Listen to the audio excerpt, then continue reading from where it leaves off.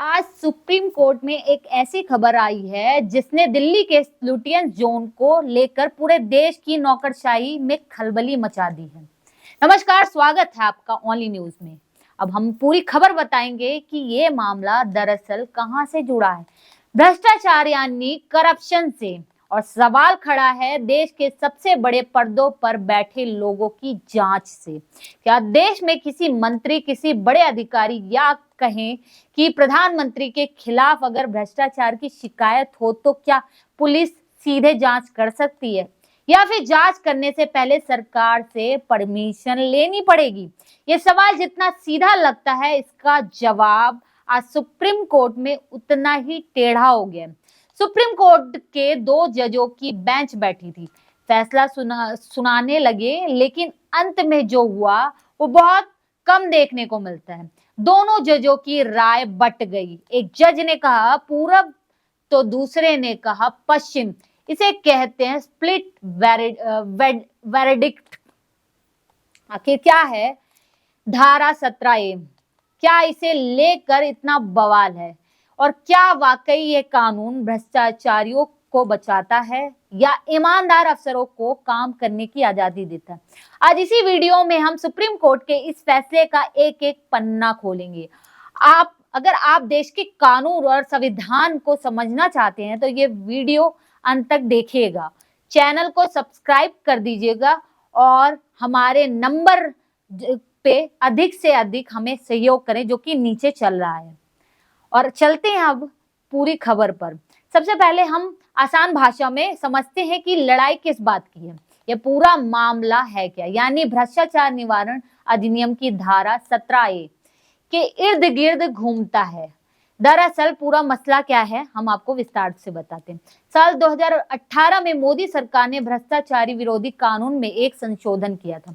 इस संशोधन के जरिए धारा 17A जोड़ी गई थी। ये धारा कहती कि अगर आप किसी कर्मचारी ने अपने ऑफिशियल काम के दौरान कोई फैसला लिया है और उस पर भ्रष्टाचार का आरोप लगता है, तो पुलिस या कोई एजेंसी उसके खिलाफ जब तक जांच शुरू नहीं कर सकती जब तक उसे सरकार से पहले परमिशन ना मिल जाए। ऐसा फैसला आया है, जो संशोधन हुआ था। सरकार का तर्क यह है कि अक्सर ईमानदार अधिकतर डर के मारे फैसले नहीं लेते हैं कि बाद में उन पर झूठी जांच ना बैठ जाए, इसलिए उन्हें सुरक्षा कवच देने के लिए ये धारा लगाई गई है। याचिकाकर्ताओं का कहना है कि यह सुरक्षा कवच नहीं बल्कि भ्रष्टाचारियों के लिए बंकर बन गया है। उनका तर्क था कि इससे बड़े बड़े घोटालों की जांच शुरू हो जाएगी, क्योंकि सरकार कभी कभी अपने चहेते अफसरों के, मंत्रियों के खिलाफ जांच की परमिशन देगी ही नहीं।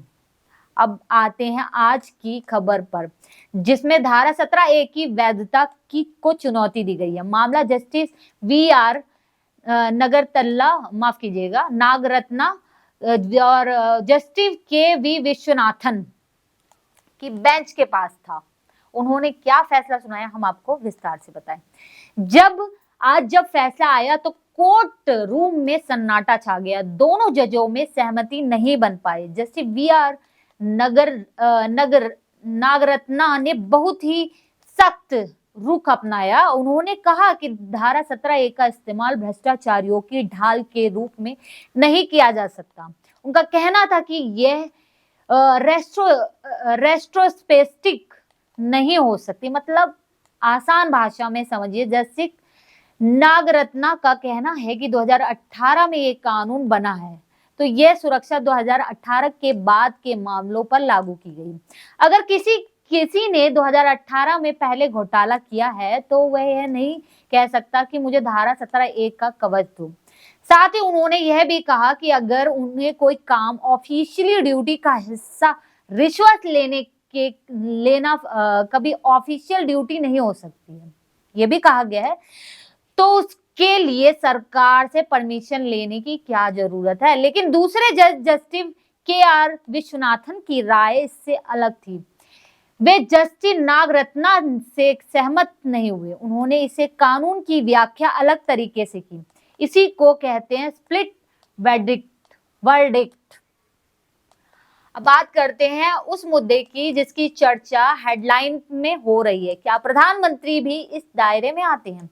दरअसल कोर्ट में सुनवाई के दौरान याचिकाकर्ता NGO centre for public interest litigation की तरफ से प्रशांत भूषण ने दलील दी थी कि धारा 17A की वजह से जांच एजेंसियों को पूरी तरह से सरकार के हाथ की कठपुतली बन जाएगी।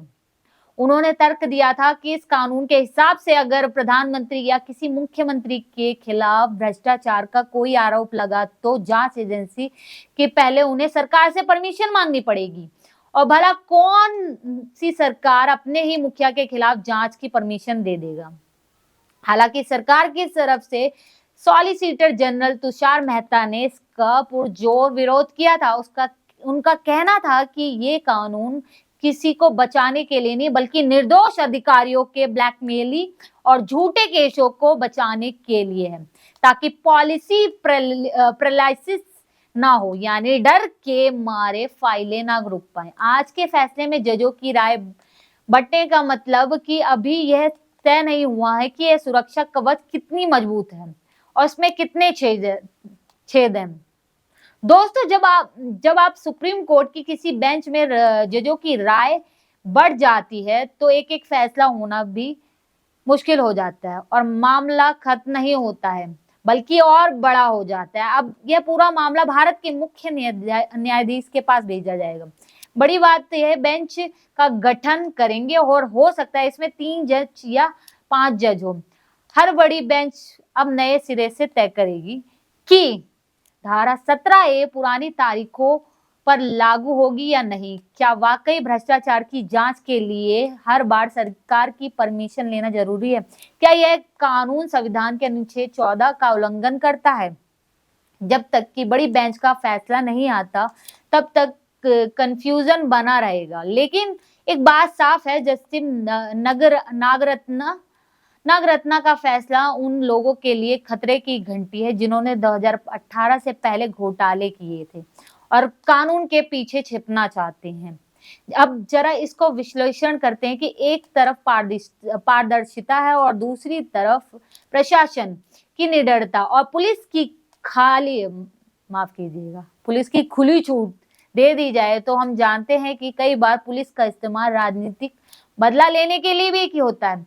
ईमानदार अफसरों को फंसा दिया जाता है ताकि नेताओं की बात ना मानी जाए।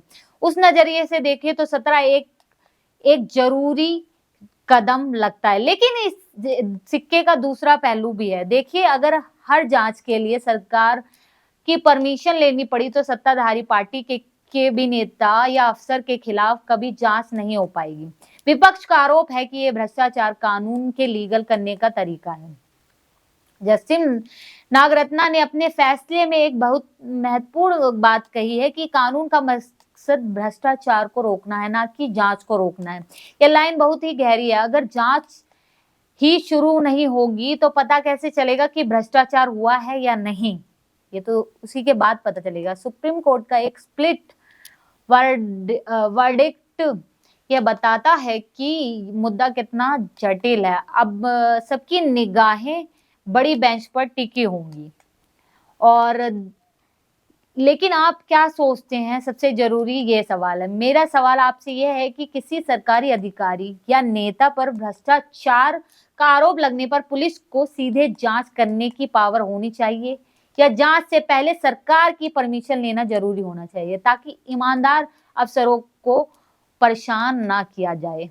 आप जानते हैं कि क्या किया जाता है? कमेंट बॉक्स में अपनी राय जरूर दे और हम देखना चाहते हैं कि जनता क्या सोचती है। इस खबर में इतना ही। बने रहें हमारे चैनल के साथ। बहुत बहुत धन्यवाद।